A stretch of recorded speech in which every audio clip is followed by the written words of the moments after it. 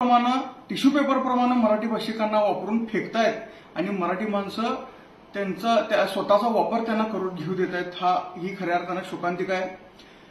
सीमा प्रश्न 30 वर्षाआधी संपलाय आणि आता मराठी माणसांनी मूळ प्रवाहात यावं असं वक्तव्य त्या ठिकाणी त्यांनी केलेलं आहे। तर सीमा प्रश्न कसा संपला आणि कधी संपला हे जर त्यांनी त्याचं स्पष्टीकरण दिलं तर बरं होईल।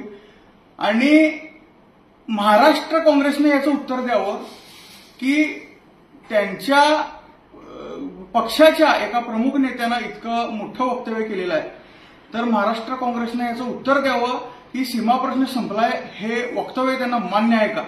ज्या पद्धतीनं कर्नाटकातले सगळे पक्ष बेळगाव वाचवण्यासाठी एकत्र येऊन भांडत राहतात, महाराष्ट्र मात्र पक्षाच्या चौकटीत धरून एकामेकाला जाब विचारण्यापलीकडे काहीच करत नाही।